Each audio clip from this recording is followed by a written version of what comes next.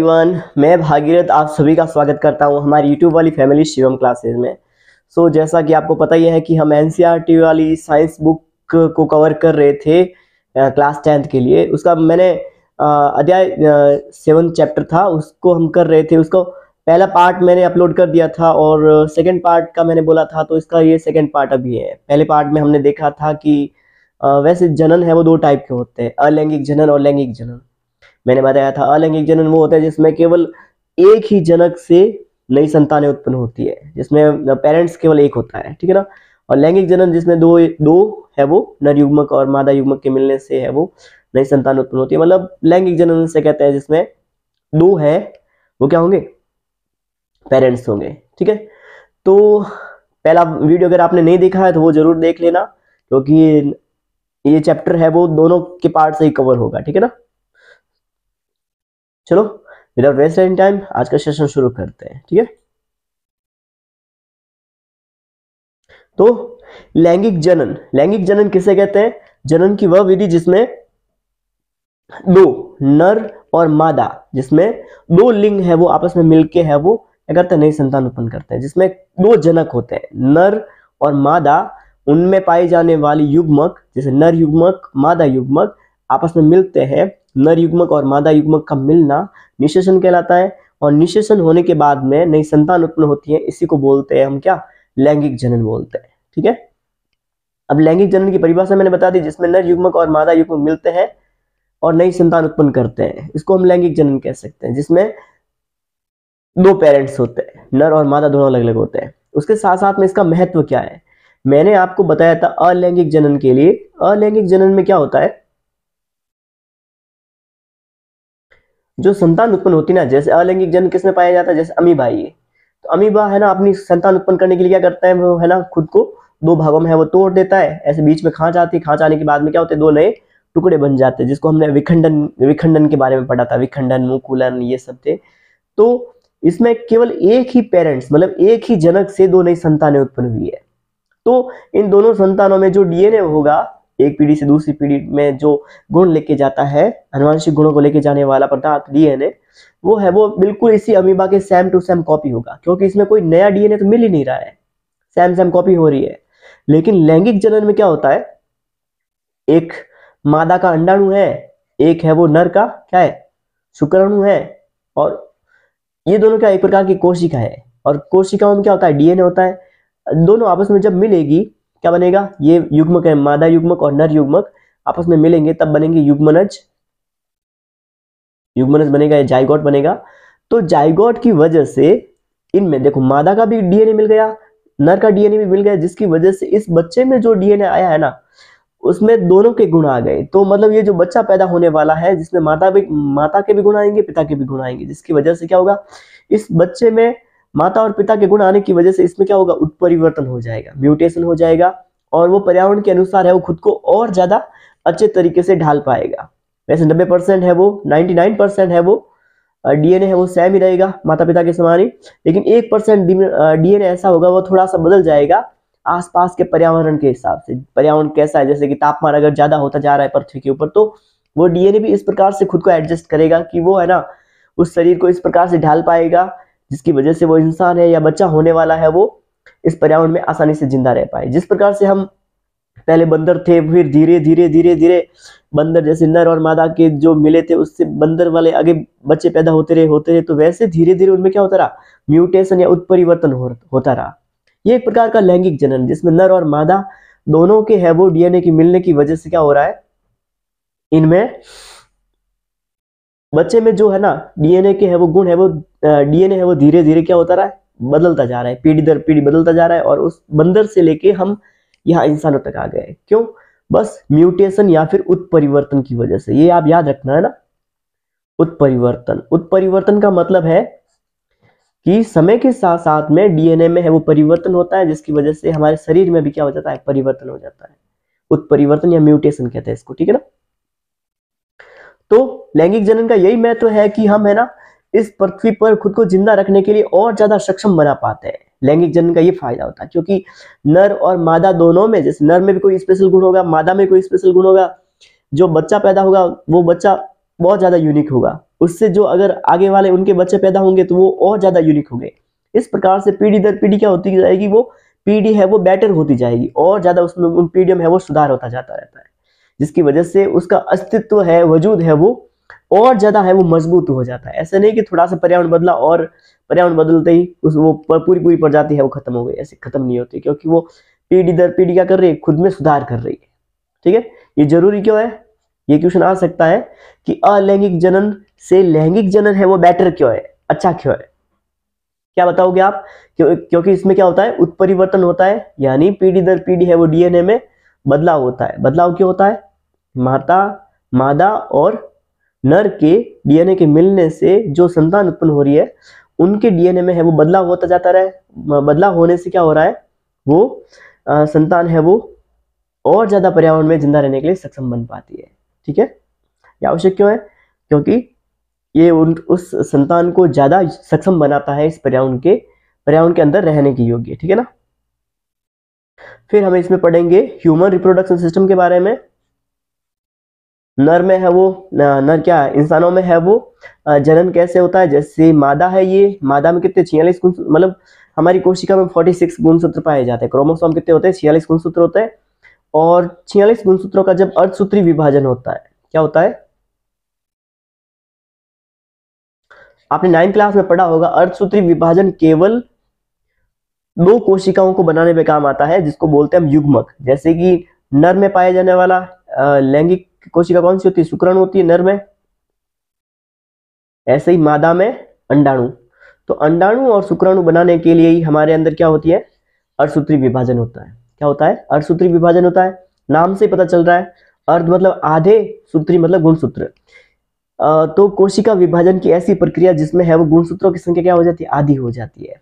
देखो यहाँ पे 46 गुणसूत्र थे और अर्धसूत्री विभाजन हुआ, और एग यानी मादा का जो अंडाणु है उसमें कितने गुणसूत्र रह गए, 23 गुणसूत्र रह गए। इसी प्रकार से नर में कितने 46 गुणसूत्र थे, मियोसिस हुआ यानी अर्धसूत्री विभाजन हुआ, और उनके शुक्राणु में कितने गुणसूत्र रह गए, 23 गुणसूत्र रह गए।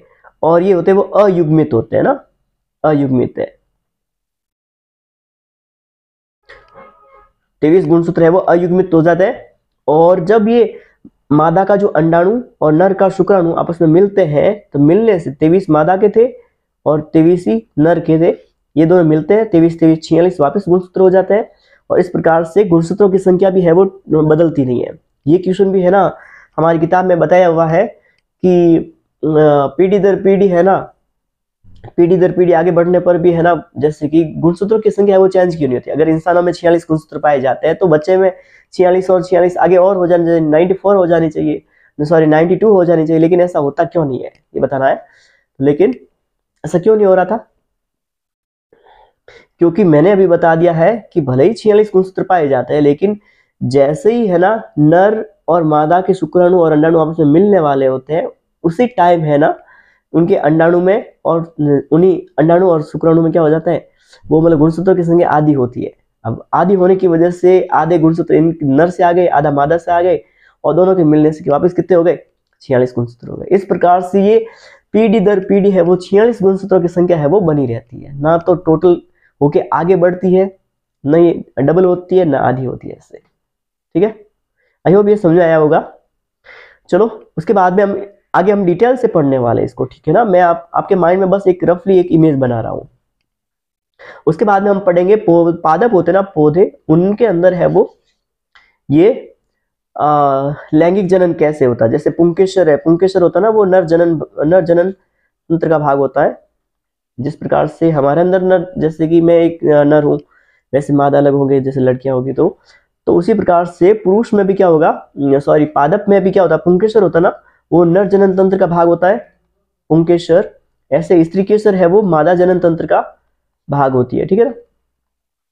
और एक बात आपको ये याद रखना है कि पुष्प है ना, पुष्प क्वेश्चन आ सकता है, ये ऑप्शन के रूप में भी आ सकता है या फिर वन लाइनर में भी आ सकता है कि फूल का मेन काम क्या होता है, सुगंध देना या फिर फल खिलाना, फल बनाना, या फिर अच्छे दिखना, उस पौधे की सजावट बढ़ाना, या फिर जनन करना।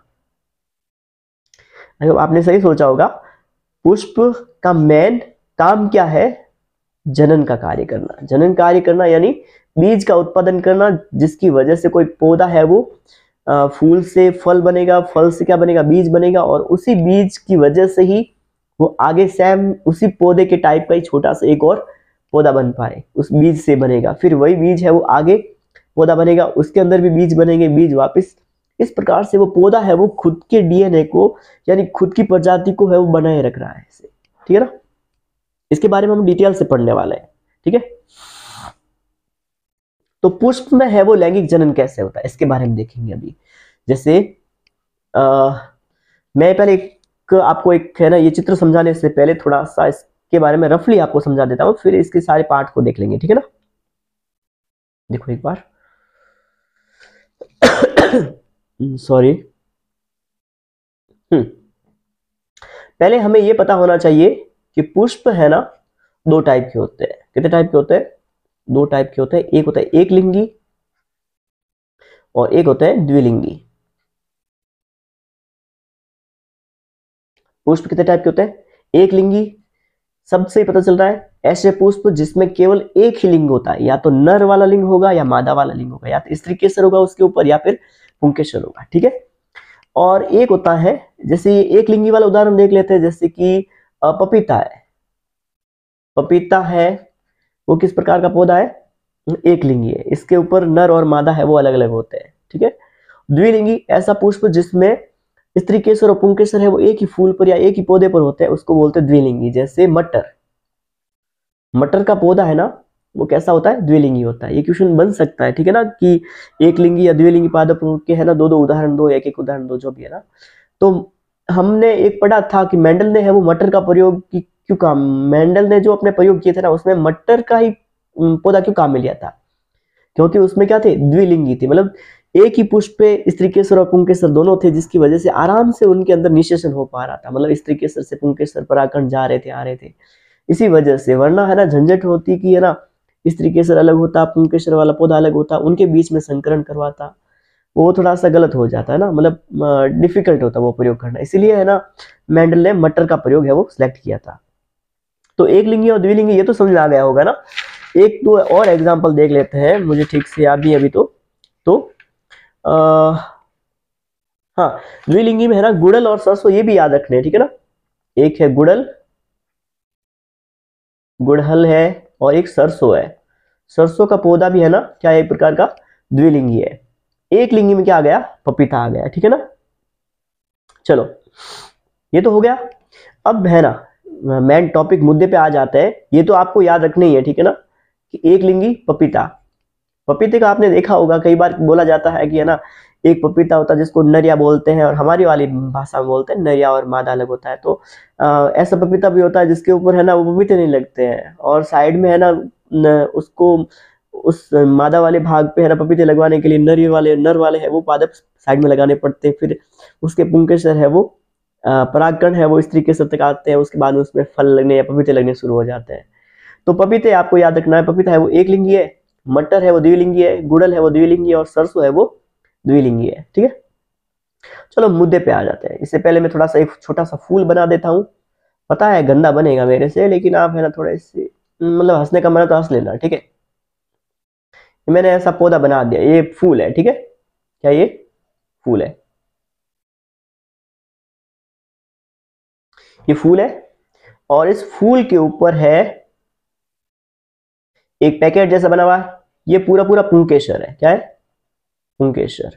मैं है ना नर युग्मक, नर जनन तंत्र वाले को और मादा जनन तंत्र वाले को अलग अलग बना रहा हूं। पुंकेसर क्या होता है? नर जनन तंत्र की तरह कार्य कर रहा है, नर जनन अंग होता है ये। ठीक है, अब पुंकेसर के सबसे ऊपर वाले भाग में, इसको ऊपर वाले भाग को बोलते हैं पराग कोश। क्या बोलते हैं इसको? पराग कोश बोलते हैं इसको। ठीक है, पराग कोश मतलब कोश मतलब छोटा सा कमरे टाइप है। उस पराग कोश में छोटे छोटे कण भरे होते हैं। क्या भरे होते हैं? कण। इन कणों को क्या बोलते हैं? पराग कण बोलते हैं। क्या बोलते हैं? पराग कण।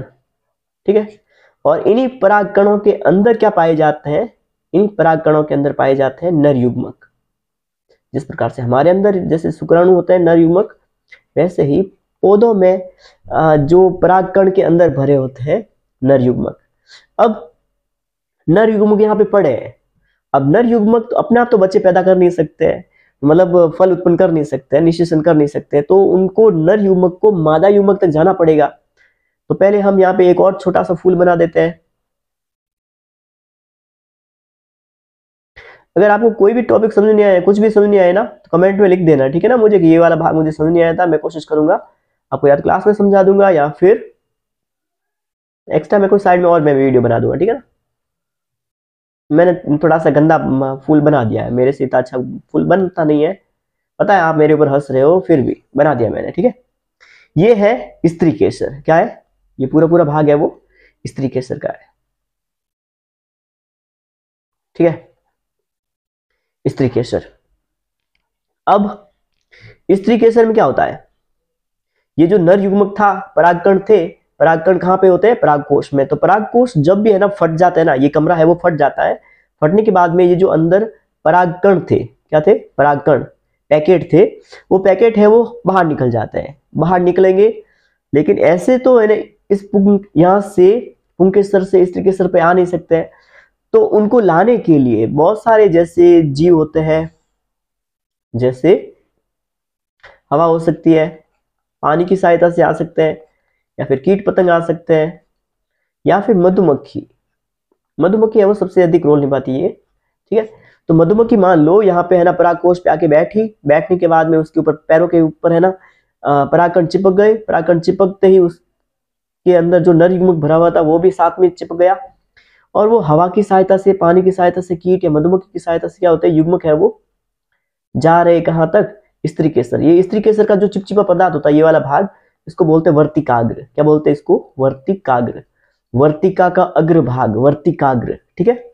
तो नर युग्मक का या पराग कणों का पुंकेसर से स्त्री केसर के वर्तिकाग्र तक पहुंचना क्या कहलाता है? परागकण, परागगण कहलाता है। क्या कहलाता है?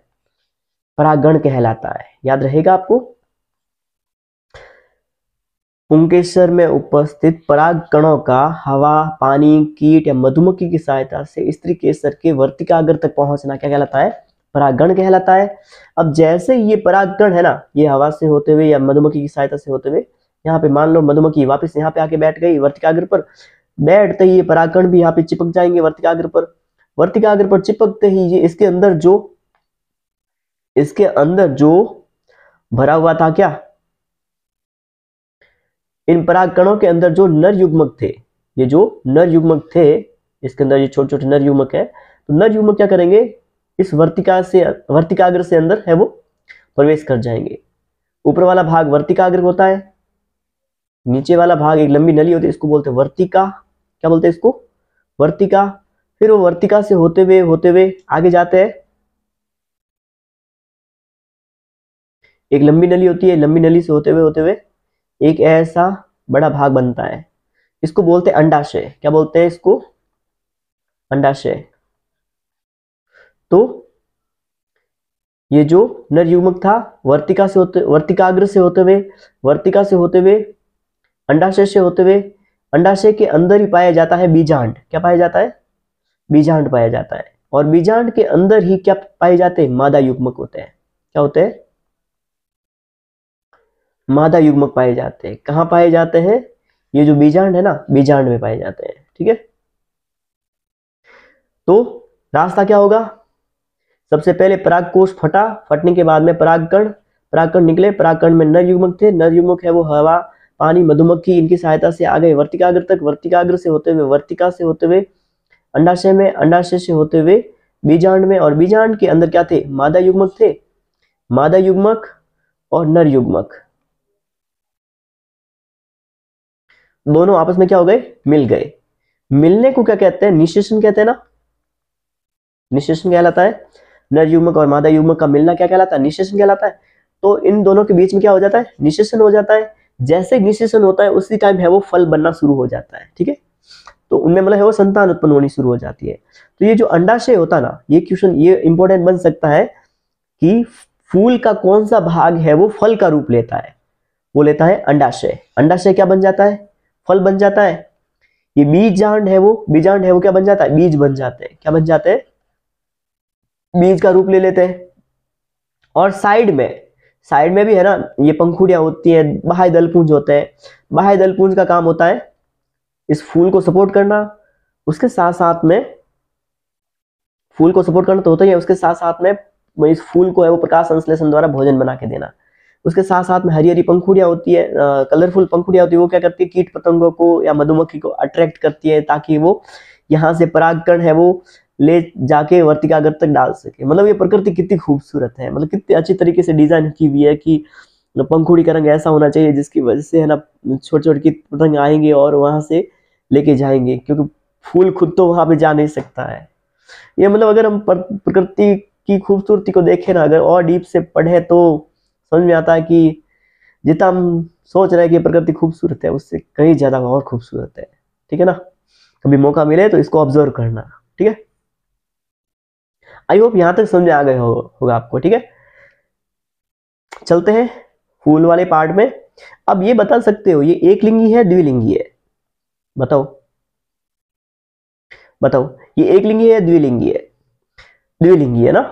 क्यों है द्विलिंगी, क्योंकि एक ही पुष्प पर अगर स्त्री केसर और पुंकेसर दोनों स्थित है उसको बोलते हैं, क्या बोलते हैं इसको, द्विलिंगी पुष्प कहते हैं। क्योंकि यहाँ पे देखो पुंकेसर भी आया हुआ है, स्त्री केसर भी आया हुआ है, एक ही फूल पर स्थित है, इसलिए यह है द्विलिंगी। ठीक है, तो ये था पुंकेसर वाला भाग। पुंकेसर वाले भाग के सबसे ऊपर वाले भाग को क्या कहते हैं, परागकोश कहते हैं। और परागकोश में क्या भरे होते हैं, परागकण भरे होते हैं।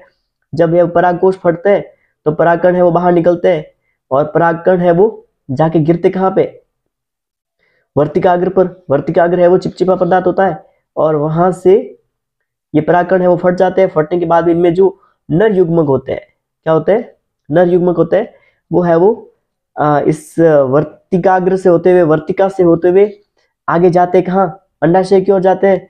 और अंडाशय की ओर जाने के बाद में जाते हैं बीजांड के अंदर, और बीजांड के अंदर है वो मादा युग्मक पाई जाते हैं, मादा युग्मक पाई जाती है। और मादा युग्मक और नर युग्मक है वो आपस में मिल जाते हैं और मिलने के बाद में क्या होता है, निषेचन होता है। उसी के बाद में क्या बन जाता है, फल बन जाते हैं।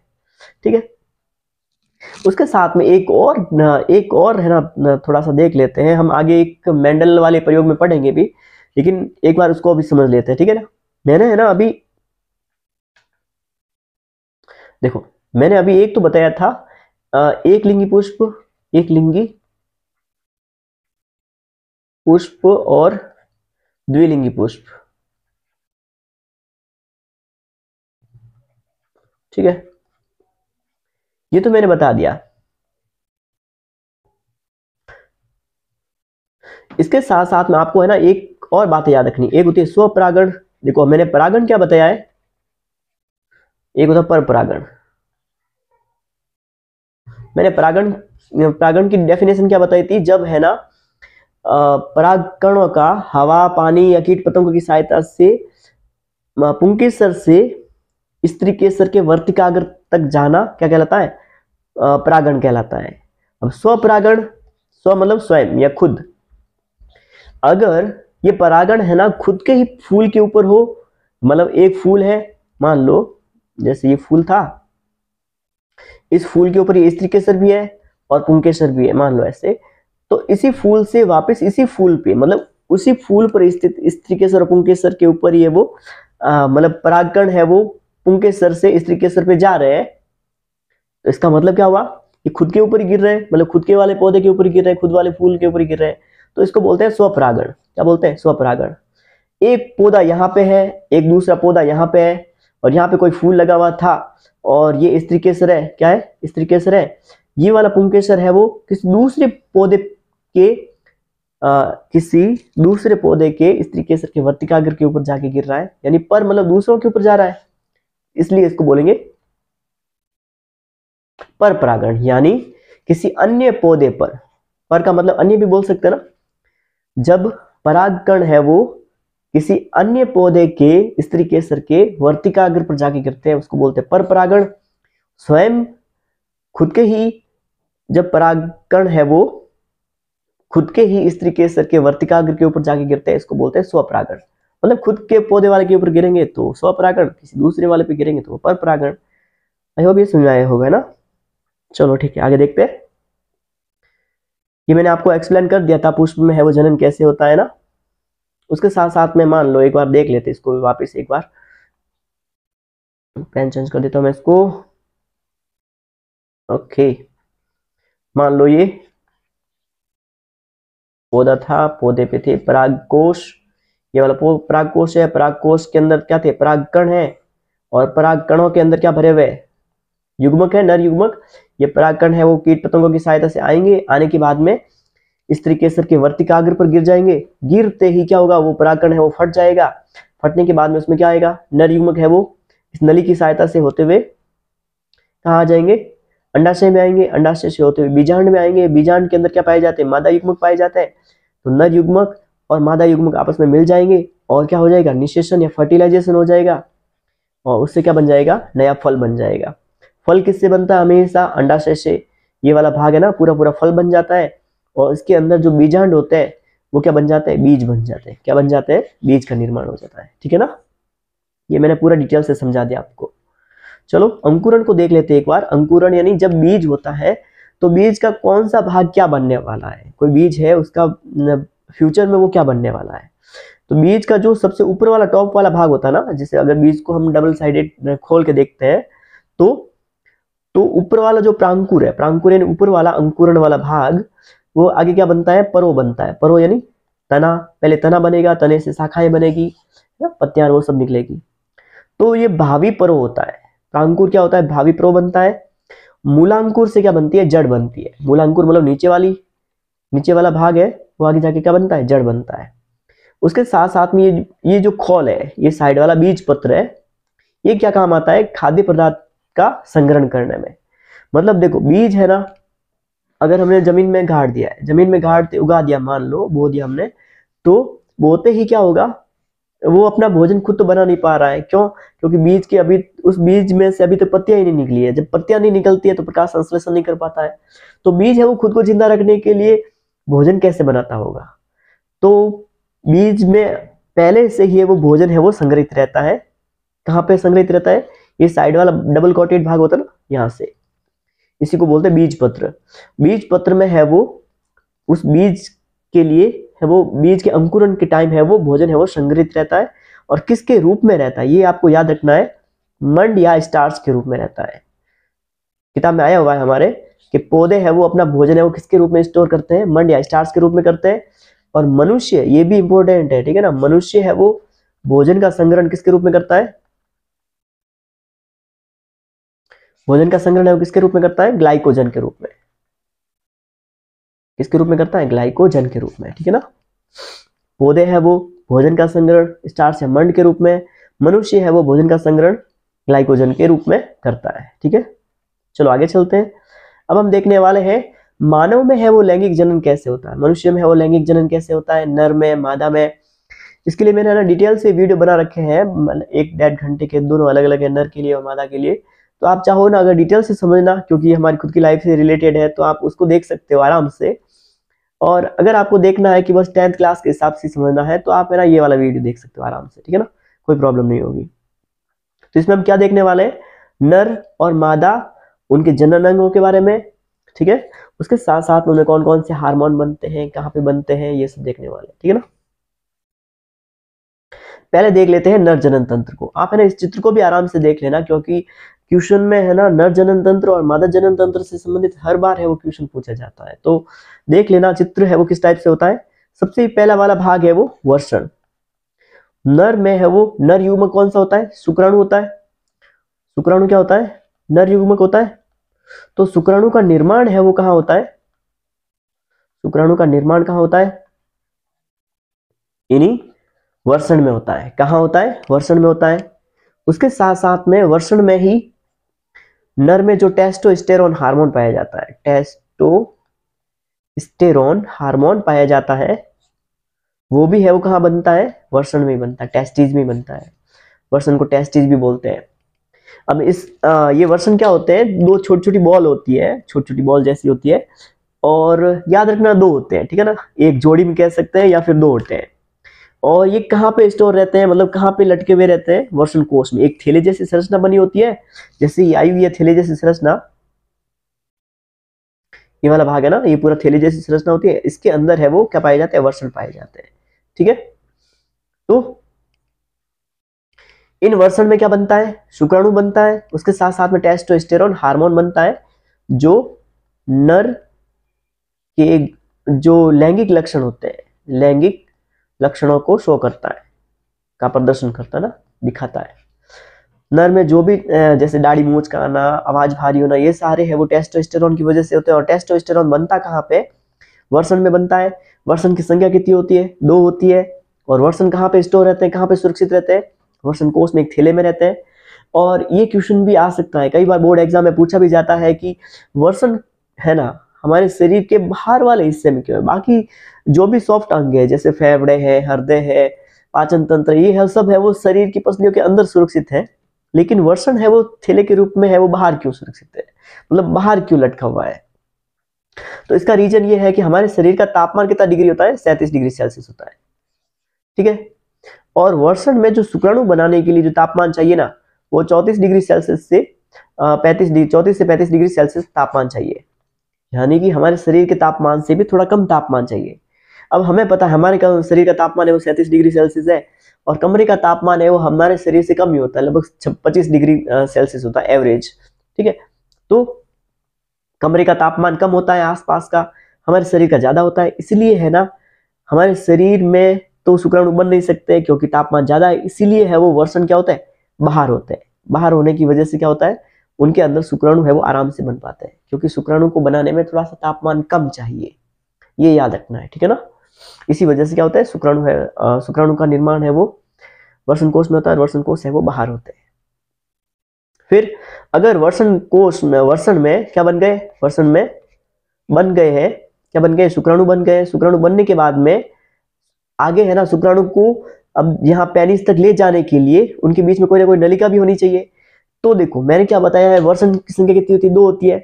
तो वहां से वर्षण को ले जाने की, मतलब शुक्राणु को ले जाने के लिए जो नलिकाओं की संख्या भी होगी, कितनी होगी, 2 होगी। अगर 2 बॉल है तो उन बॉल से, उन वर्षण से है ना शुक्राणु ले जाने के लिए नलिया भी कितनी होगी, 2 होगी। उन नलिकाओं को क्या बोलते हैं, शुक्रवाहिनी कहते हैं। क्या कहते हैं, शुक्रवाहिनी कहते हैं। शुक्रवाहिनी क्या काम करती है, शुक्राणु को ले जाने का काम करती है, शुक्राणु को वर्षण से पेनिस या सेशन तक ले जाने का काम करती है। ठीक है, अब शुक्राणु गए कहाँ, इस शुक्रवाहिनी से होते हुए आगे गए, और यहाँ तक जा रहे थे ना शुक्राणु, वो मतलब है ना उनके पास में एनर्जी बहुत कम थी, मतलब ज्यादा सक्रिय नहीं थे। जैसे ही शुक्राशय के पास में पहुंचता है, शुक्राशय इसमें क्या डाल देता है, फ्रक्टोज डाल देता है, मतलब सारी पदार्थ भी डालता है, उसके साथ साथ में डाल देता है फ्रक्टोज। ये फ्रक्टोज क्या करती है, शुक्राणु को ऊर्जा देता है। क्या करती है, एक मतलब ग्लूकोज के रूप में, एनर्जी के रूप में काम कर रहा है, जिसकी वजह से क्या होता है, वो शुक्राणु है वो एक्टिव हो जाता है, और शुक्राणु है वो फटाफट है वो गति करने लगता है। शुक्राणु ऐसा ही होता है ना। तो इसके पीछे वाली पूंछ होती है, ये वाला भाग है वो केंद्रक होता है, बीच वाला गोल्जी बॉडी ये सब होता है। तो क्या होता है, जैसे ही पहले तो मरे हुए अवस्था में थे, मरे हुए नहीं मतलब डिडेक्टिवेट, मतलब अक्रिय थे ना, सक्रिय नहीं थे वो, एक्टिवेट नहीं थे। तो जैसे ही उनको शुक्राणु को फ्रक्टोज मिला शुक्राशय से, तो शुक्राशय से फ्रक्टोज मिलते ही वो क्या हो जाता है, सक्रिय हो जाता है।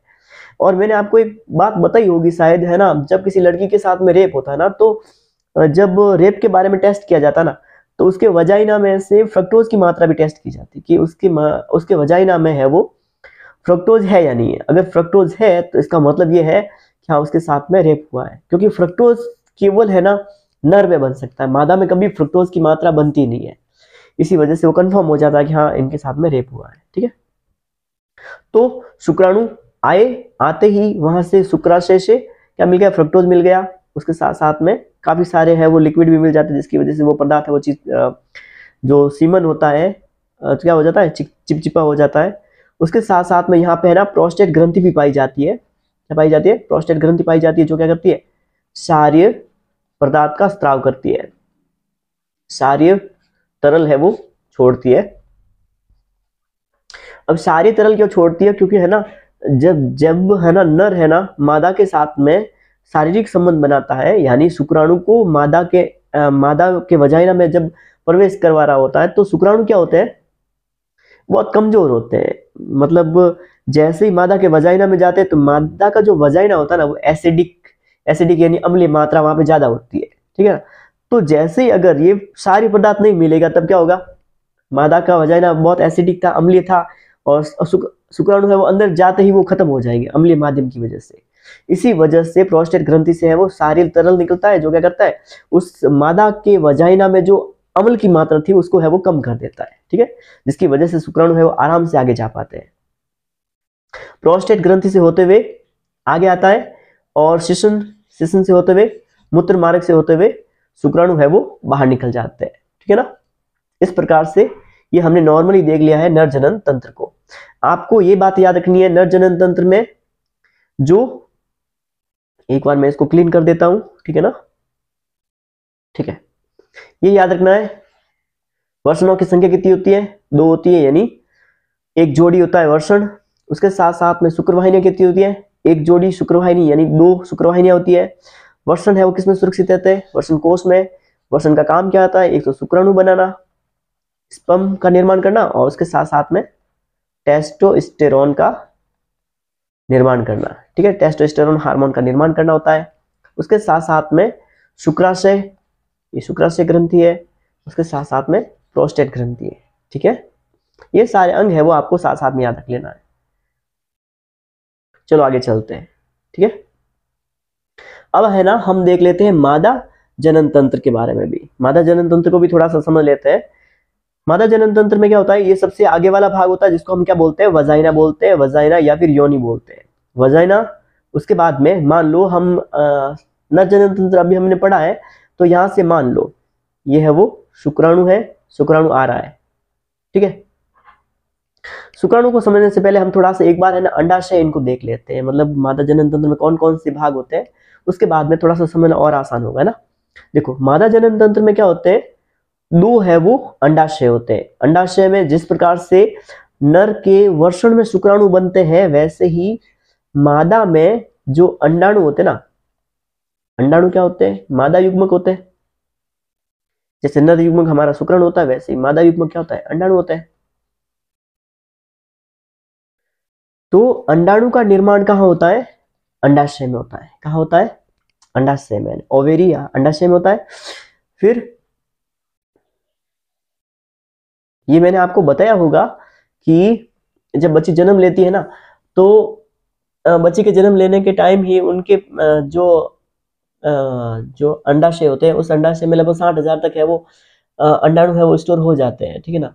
फिर धीरे धीरे क्या होता है, वो जब प्यूबर्टी की अवस्था में आती है, किशोर अवस्था में आ जाती है, तो उस टाइम है ना उसके शरीर से हर मंथ है वो एक एक अंडाणु है वो बाहर निकलता रहता है। मतलब कभी इस अंडाशय से बाहर निकलेगा, कभी इस अंडाशय से है वो बाहर निकलता है, लगभग किशोर अवस्था में, जैसे 12-13 साल की उम्र में, है ना।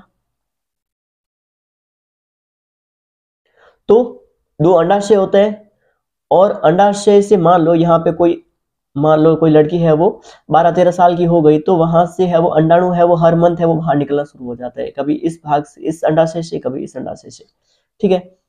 तो जैसे ही अंडाशय से अंडाणु है वो बाहर निकलते हैं, तो यहाँ पे है ना ऐसे अंगुली न्यूमन संरचना होती है। क्या होती है, अंगुली जैसी संरचना होती है। जैसे ही अंडाणु बाहर निकला, निकलते ही है वो अपने अंदर खींच लेती है ऐसे, जिसको यहाँ पे जो अंगुली न्यूमन संरचना है ना, इसको बोलते हैं फिमरी। क्या बोलते हैं इसको, फिमरी। आप है ना चित्र भी देख लेना, मैंने आपको बनाया था ना क्लास में, तो उस टाइम वैसे भी आप देख सकते हो, ठीक है ना। ये फिमरी है। जैसे अंडाशय से अंडाणु बाहर निकलते ही वो क्या कर देती है, फिमरी इसको कैच कर देती है। कैच करने के बाद में क्या करती है, उसको है वो अपने अंदर तरफ ले लेती है। यहां से लेके यहां तक जो नलिका होती है ना, उसको बोलते हैं फैलोपियन ट्यूब। क्या बोलते हैं इसको, फैलोपियन ट्यूब, या फिर इसको बोलते हैं अंडवाहिनी, क्योंकि अंडाणु का वहन कर रही है, अंडाणु को एक जगह से दूसरी जगह ले जाने का काम कर रही है, इसलिए इसको बोलते हैं अंडवाहिनी या फैलोपियन ट्यूब कहते हैं। और ये मुझे लगता है मादा जनन तंत्र का सबसे इंपॉर्टेंट नाम कह सकते हैं इसको, फैलोपियन ट्यूब या अंडवाहिनी को, क्योंकि क्वेश्चन कितनी बार एग्जाम में पूछा जाता है कि निषेचन की प्रक्रिया है वो कहाँ होती है। निषेचन के बारे में भी पढ़ने वाले हैं। तो जैसे ही अंडाणु बाहर निकला, निकलते ही फिमरी ने कैच कर दिया और अंडाणु है वो यहाँ पे पड़ा रहता है। क्या होता है? यहाँ पे पड़ा रहता है। उसके बाद में अगर किसी मादा ने नर के साथ में शारीरिक संबंध बना दिए, तो शारीरिक संबंध बनाने के टाइम क्या होता है, उस पेनिस की सहायता से क्या होता है, पेनिस की सहायता से वजाइना से होते हुए क्या होता है, यहां तक है वो शुक्राणु आ जाता है। शुक्राणु आने के बाद में मादा के सर्विक्स वाले भाग से, इसको ग्रीवा, ये वाला भाग है ग्रीवा या सर्विक्स कहते हैं इसको, बोलते हैं इसको सर्विक्स। सर्विक्स वाले भाग से शुक्राणु है वो प्रवेश करते हैं। प्रवेश करने के बाद में है वो आधे है वो इस साइड चले जाते हैं, आधे है वो इस साइड चले जाते हैं शुक्राणु, ठीक है ना। तो जैसे ही ये वाला शुक्राणु है वो आगे आया और पहले से यहाँ पे क्या पड़ा हुआ था, मादा का अंडाणु पड़ा हुआ था, तो अंडाणु पड़े होने की वजह से क्या होता है, वो नर और नर का जो शुक्राणु था, मादा का अंडाणु था, वो आपस में मिल जाते हैं। मिल जाने के बाद में क्या होता है, वो नए युग्मनज बन जाते हैं, क्योंकि शुक्राणु क्या एक प्रकार का युग्मक है, मादा का अंडाणु वो भी क्या एक प्रकार का युग्मक है। जब युग्मक आपस में मिलते हैं तब क्या बनते हैं, युग्मनज बनते हैं। क्या बनते हैं? युग्मनज बनते हैं, ठीक है। तो युग्मनज बन जाएंगे। युग्मनज बनने के बाद में वो धीरे धीरे 7-8 दिन यहीं पे पड़ा रहेगा और धीरे धीरे वो लुढ़कता हुआ नीचे आ जाएगा। नीचे आते ही ये वाला पूरा जो नाशपति जैसा उल्टी नाशपति होती है उसकी जैसी संरचना, इसको बोलते हैं गर्भाशय। क्या बोलते हैं इसको? यूटेरस या गर्भाशय बोलते हैं, जिसको हम बच्चेदानी भी बोलते हैं। माँ के जो बच्चेदानी होते हैं वहीं पे तो बच्चा बड़ा होता है पूरा, ठीक है। तो ये लुढ़कता हुआ नीचे आ जाता है और इसी गर्भाशय की ये 3 परतें होती हैं। यहाँ पे 3 परतों का नाम होता है एंडोमेट्रियम, एंडोमेट्रियम, मायोमेट्रियम और पेरीमेट्रियम। ये 3 परतें होती हैं। वो 3 परतें क्या करती हैं, इस भ्रूण को है वो इसको चिपका देती है यहाँ पे, और फिर धीरे धीरे धीरे करते करते वो पूरे बड़े बच्चे का रूप ले लेता है 9 महीने तक। उसके बाद में है वो उसका जन्म हो जाता है, ठीक है। आई होप यहाँ तक आपको समझ में आया होगा, ठीक है। इसको मैं एक बार वापस इरेज कर लेता हूँ। चलो, क्या क्या होते हैं मादा जनन तंत्र में, एक सबसे आगे वाला भाग वजाइना या योनि, उसके बाद में आगे वाला ये वाला भाग सर्विक्स या ग्रीवा, जो उल्टी नाशपति जैसी संरचना होती है वो होता है गर्भाशय, और गर्भाशय में बच्चा है वो बड़ा होता है। ये क्या है, अंडाशय है। अंडाशय में क्या बनते हैं, अंडाणु बनते हैं। अंडाणु बनते ही है उसके साथ साथ में हार्मोन भी बनते हैं। मादा में 2 टाइप के हार्मोन बनते हैं, एक होता है एस्ट्रोजन हार्मोन, एक एस्ट्रोजन, और एक होता है प्रोजेस्टेरोन, ठीक है। एस्ट्रोजन और प्रोजेस्टेरोन हार्मोन है वो बनते हैं, वो भी कहाँ बनते हैं, अंडाशय में बनते हैं। और इन्हीं अंडाशय में क्या बनते हैं, अंडाणु बनते हैं। जैसे ही किशोर अवस्था में मादा में अगर शुरू होती है लड़की में, तो क्या होती है, अंडाणु है वो बाहर निकलते हैं। जैसे बाहर निकलते हैं तो फिमरी उसको कैच कर लेती है। कैच करने के बाद में क्या करती है, यहाँ पे 7-8 दिन इस यहीं पे अंडाणु को पड़े रखती है। अगर उसको शुक्राणु मिल जाता है तो ठीक है, नहीं तो है वो अंडाणु को है वो 7-8 दिन बाद में बाहर निकाल देती है, ऐसा होता है, ठीक है। और ये आपको क्वेश्चन पूछ सकते हैं कि अंडाशय और गर्भाशय, इसको जोड़ने वाली नलिका कौन सी है, इन दोनों के बीच में जो नलिका काम कर रही है वो कौन सी है, अंडवाहिनी या फिर फेलोपियन ट्यूब। ये चित्र आपको देखना है और याद करना है। चित्र बना 2-3 बार बनाओगे आराम से याद हो जाएगा आपको, ठीक है ना। सिर्फ ऐसा ही नहीं करना है कि आप सिर्फ देख रहे हो और बना रहे हो, वैसा नहीं होगा। मतलब सिर्फ देखने से नहीं बनेगा, एक बार आप प्रैक्टिस करना, आपको आराम से समझ में आ जाएगा, ठीक है। और माइंड अगर आपको अगर ऐसा फील हो जाए कभी भी, जैसे आप क्लास देख रहे हो या कुछ भी पढ़ रहे हो, तो है ना कई बार ऐसा होता है पढ़ते टाइम या क्लास देखते टाइम में माइंड थोड़ा सा इरिटेट होता है, तो आप है ना वीडियो को पॉज कर सकते हो। वीडियो को थोड़ा सा पॉज करो, माइंड को थोड़ा सा शांत करने की कोशिश करो, माइंड को थोड़ा सा ढीला छोड़ो। उसके बाद में थोड़ा पानी पी लो, उसके बाद में थोड़ा सा ब्रेक लेने के बाद में वापस कंटिन्यू कर सकते हो। लेकिन एक बात याद रखना है कि जब माइंड थक जाता है ना, तो हमारा माइंड क्या बोलता है कि हमें कुछ एंटरटेनमेंट वाली चीजें करनी, और हम क्या कर देते हैं, सोशल मीडिया पे चले जाते हैं और वहां पे टाइम वेस्ट कर देते हैं। आपको ऐसा नहीं करना है, क्योंकि सोशल मीडिया हमारी एनर्जी को ज्यादा कंज्यूम करता है, ज्यादा एनर्जी है वो वेस्ट कर देता है, और ज्यादा थकान होगी, उसके बाद में हम आगे पढ़ाई भी नहीं कर पाएंगे। तो आप ये कर सकते हो, जब भी आप पढ़ते पढ़ते थक जाते हो तो बस थोड़ा सा आंखें बंद करो, पानी पियो, सांस लो, और थोड़ा सा माइंड को ढीला छोड़ने की कोशिश करो, सब नॉर्मल हो जाएगा, ठीक है। तो मैंने बहुत सारी बातें बता दी आपको, वजाइना, ग्रीवा, गर्भाशय, गर्भाशय में है वो बच्चा बड़ा होता है, अंडाशय में क्या बनते हैं, अंडाणु बनते हैं, और उसके साथ साथ में 2 टाइप के हार्मोन बनते हैं, एस्ट्रोजन और प्रोजेस्टेरोन। और अंडाणु, फैलोपियन ट्यूब में ही अंडाणु और शुक्राणु मिलते हैं, और निषेचन की प्रक्रिया कहाँ होती है, निषेचन की प्रक्रिया कहाँ होती है, फैलोपियन ट्यूब या फिर अंडवाहिनी में होती है। और जैसे ही फैलोपियन ट्यूब में अगर निषेचन हो जाता है तो 7-8 दिन यही भ्रूण है वो यहीं पड़ा रहता है, फिर धीरे धीरे है वो लुढ़क के आ जाता है। और यहाँ पे 3 परतें होती है, 3 परतों का नाम होता है एंडोमेट्रियम, मायोमेट्रियम और पेरीमेट्रियम। AMP, एंडोमेट्रियम, मायोमेट्रियम और पेरीमेट्रियम। इन परतों का काम ही बस यही है कि है ना, जैसे ही अंडाणु और शुक्राणु मिल जाए, भ्रूण बन जाए, बनते ही जैसे ही नीचे आएगा हम उसको क्या करेंगे, चिपका देंगे और फिर उसको पोषण देंगे, और धीरे धीरे है वो बच्चा है वो बड़ा हो जाएगा। अगर है ना ये अंडाणु अगर निषेचन नहीं होता है तो इन परतों का कोई मतलब ही नहीं होता है।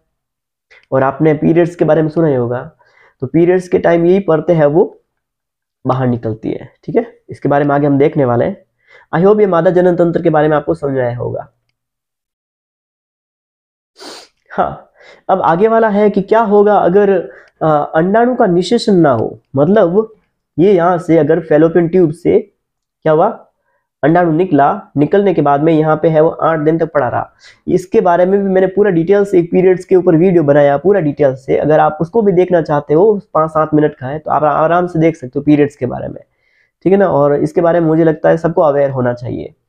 तो देखो, मान लो अगर किसी लड़की को है ना पीरियड शुरू हो रहे लगभग 5 से 7 दिन तो होता है, किसी को कम होता है, एवरेज मान लेते हैं 1 से लेके 5 दिन तक है वो पीरियड्स चल रहे हैं। पीरियड्स का मतलब क्या होता है कि देखो, जब मादा के अंडाशय से अंडाणु बाहर निकलते हैं, अंडाणु बाहर निकलने के बाद में क्या होता है, अंडाणु यहीं पड़ा रहता है और वो वेट करता है कि कोई है वो शुक्राणु मिलेगा उसको। लेकिन शुक्राणु अगर नहीं मिलता है, अगर मादा नर के साथ में किसी के साथ में शारीरिक संबंध नहीं बनाती है, तो वो अंडाणु है वो किसी काम का नहीं है। फिर क्या होता है, देखो फिर क्या होता है, अंडाणु है वो बाहर निकल जाता है। क्या होता है, अंडाणु है वो बाहर निकल जाता है।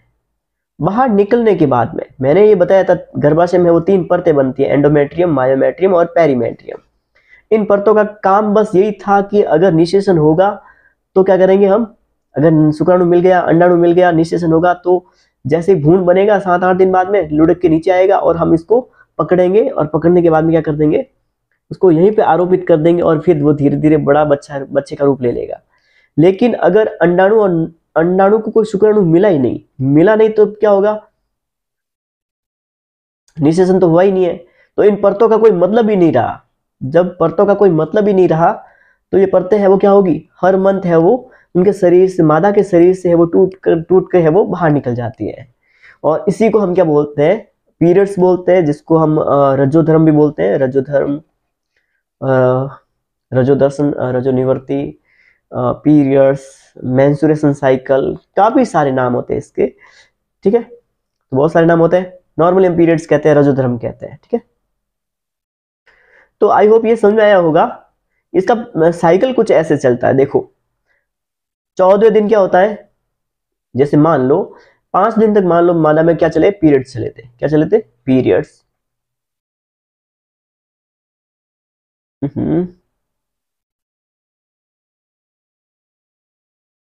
अगर मान लो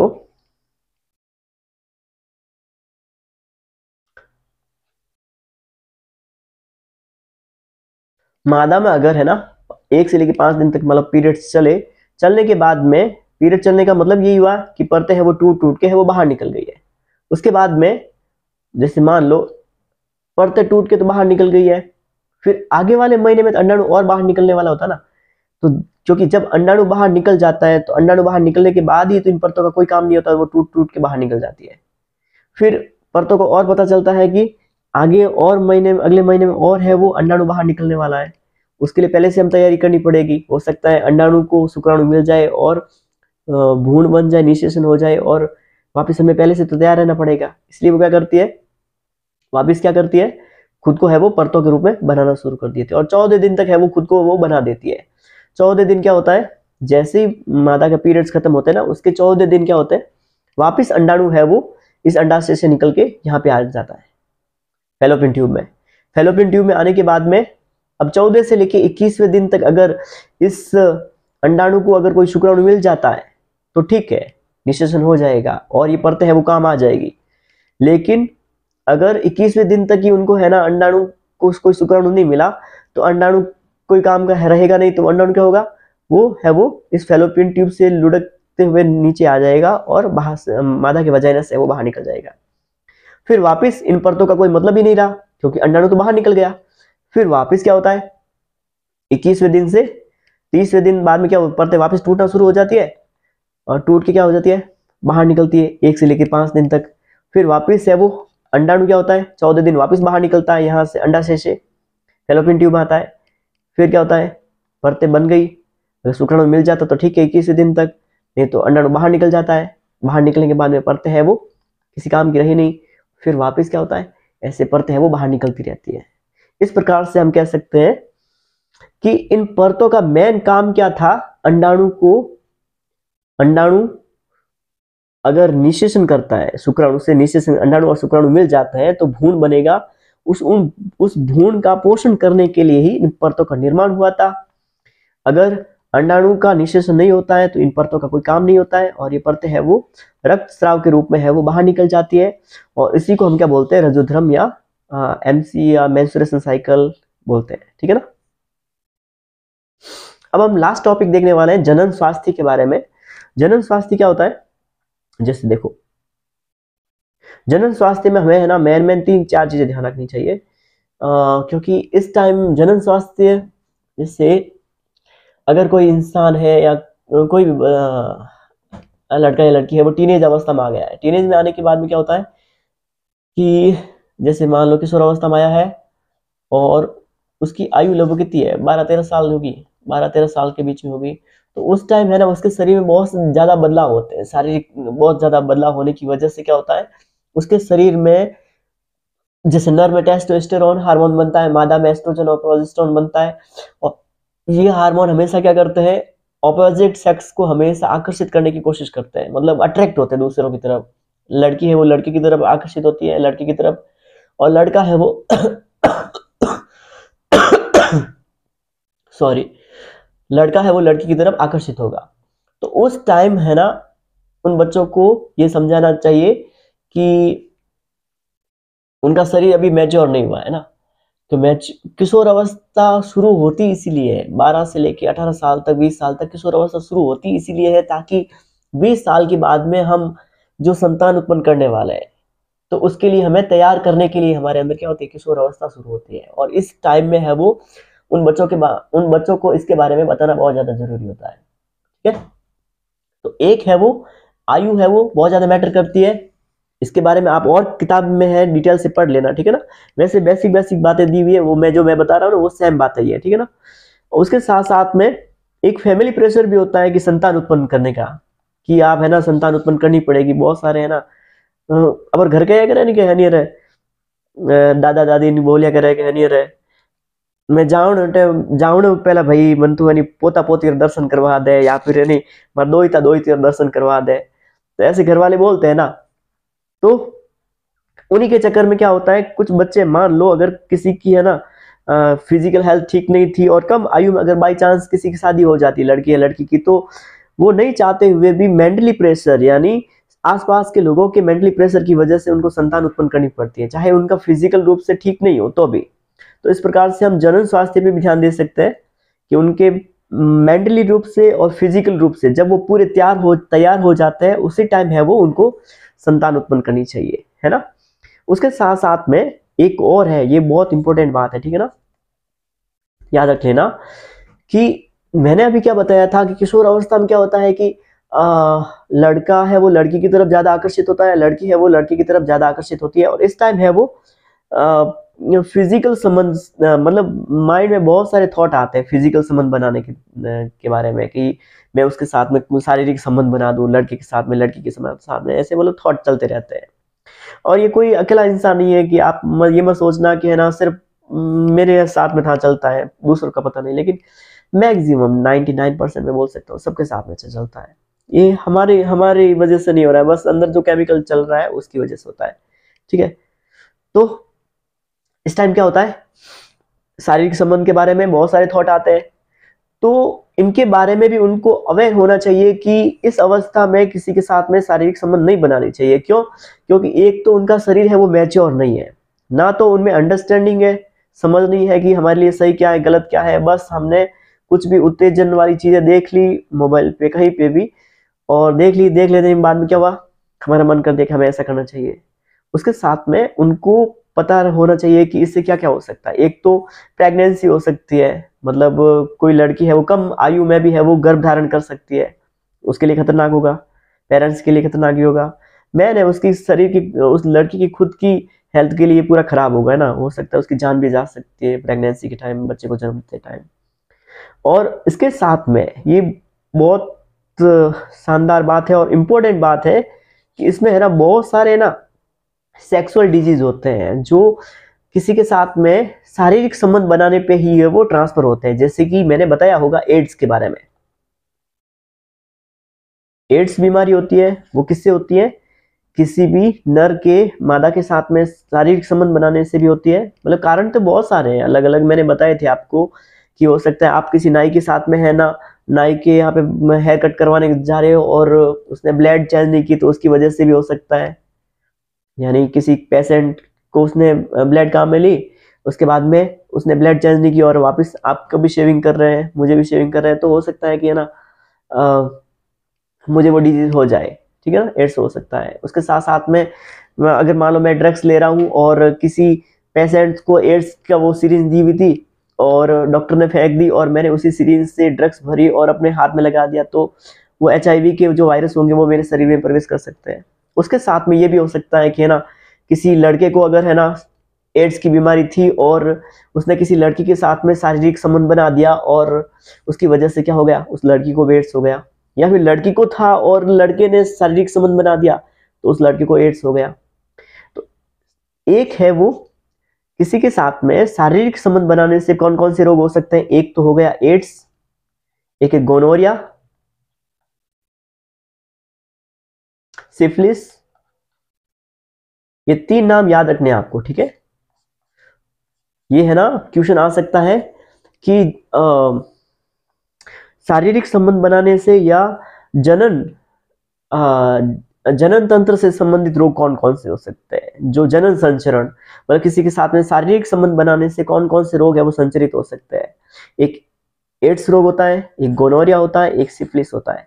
और ये भी याद रखना आपको कि एड्स है वो कौन से वायरस की वजह से होता है, HIV वायरस की वजह से। कौन से वायरस की वजह से, HIV वायरस की वजह से, ठीक है ना। अब अगर कोई लड़की है वो या लड़का है वो चाहता ही नहीं है कि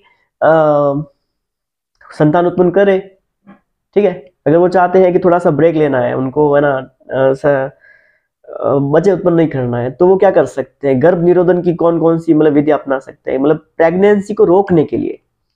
भले ही वो शारीरिक संबंध बना रहे हैं लेकिन है ना उनको बच्चा नहीं होगा, जब तक वो चाहेंगे तब तक, जब तक वो इन युक्तियों का विधियों का प्रयोग करेंगे तब तक है उनको बच्चा नहीं होगा। तो कौन कौन सी विधियां हो सकती है, एक हो सकता है कॉन्डम, कंडोम बोलते हैं या निरोध बोलते हैं।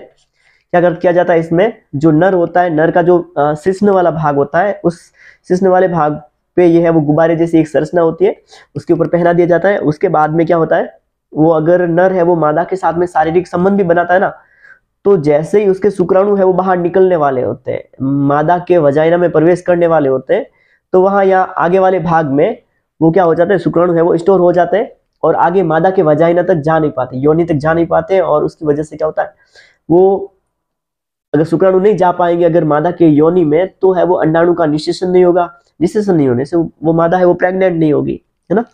उसके साथ साथ में मादा के शरीर में एक है वो कॉपर टी, एक इसका नाम होता है कॉपर टी,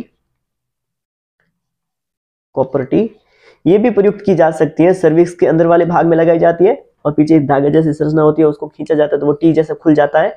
और वो क्या करता है, कॉपर टी क्या करती है, एक है ना एसिडिक माध्यम, मतलब अम्लीय माध्यम बनाती है, जिसकी वजह से शुक्राणु अगर बाई चांस अंदर जाता भी है ना तो भी वो क्या हो जाता है, खत्म हो जाता है, ठीक है, और अंडाणु तक जा ही नहीं पाता है। जब अंडाणु तक शुक्राणु नहीं जा पाएगा तो मादा है वो प्रेग्नेंट होगी नहीं। उसके साथ साथ में बहुत सारी गर्भ निरोधक गोलियां आती हैं, जब शारीरिक संबंध बनाया जाता है तो वो है ना ट्रीटमेंट गोलियां ले लेती है और मादा ले सकती है। आज अभी तो है ना थोड़े टाइम पहले ही नर के लिए भी है ना गोलियां आ गई है, वो भी है वो मेडिसिन को लेके है, वो शारीरिक संबंध बना देगा तो है ना मादा है वो प्रेग्नेंट नहीं होगी, ठीक है। लेकिन ये मेडिसिन है वो काफी खतरनाक भी होती है, उनके पीरियड्स वाले साइकिल होते हैं उनको पूरा खराब कर देती है और उनके फिजिकल हेल्थ पे बहुत बुरा इफेक्ट भी डालती है, ठीक है। ये क्वेश्चन आ सकता है कि गर्भ निरोधन की कौन कौन सी विधियां हो सकती है। देखो ये यांत्रिक विधियां है, कंडोम है, कॉपर टी है, वो कौन सी विधि है, यांत्रिक विधि है। कौन सी विधि है, यांत्रिक विधि है। और रासायनिक विधि के रूप में जैसे गोले काम में ले सकते हैं केमिकल के रूप में, ठीक है। एक और है, एक सेकेंड आप, मैं एक और बता देता हूं आपको, एक इंपॉर्टेंट है, ये भी याद रखना है क्योंकि हमारी किताब में आया हुआ था।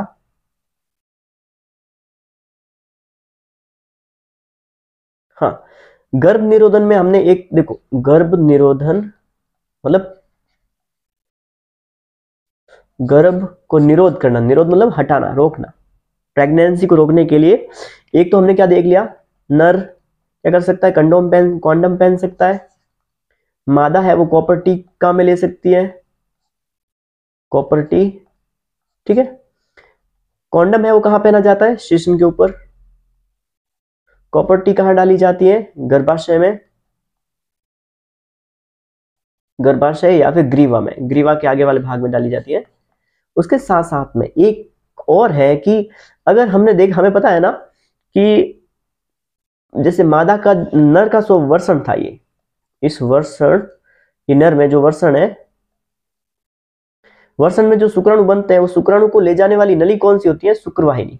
कौन सी होती है, शुक्रवाहिनी नलिका होती है, यही होती है ना। शुक्रवाहिनी क्या करती है, आगे लेके जाती है शुक्राशय से होते हुए नर के पेनिस तक, शिश्न तक लेके आती है ना, यही करती है। अगर हम किसी प्रकार से इस शुक्रवाहिनी को धागे से बांध दें या फिर कट कर दें तो क्या होगा, वर्षण में जो शुक्राणु बनेंगे वो आगे शिश्न तक पहुंच नहीं पाएंगे, जिसकी वजह से क्या होगा, वो शुक्राणु आगे तक नहीं आ पाएंगे, जिसकी वजह से वो है ना प्रेगनेंसी है वो रुक जाएगी, मतलब मादा है वो कभी प्रेग्नेंट हो ही नहीं पाएगी क्योंकि उसको शुक्राणु तो मिल ही नहीं रहे। तो नर के शुक्रवाहिनी को गर्भ निरोधन के लिए मतलब प्रेगनेंसी को रोकने के लिए अगर नर की शुक्रवाहिनी को बांध दिया जाता धागे से, इसको बोलते हैं वैसेक्टोमी। क्या बोलते हैं इसको, वैसेक्टोमी। वैसेक्टोमी किसे कहते हैं,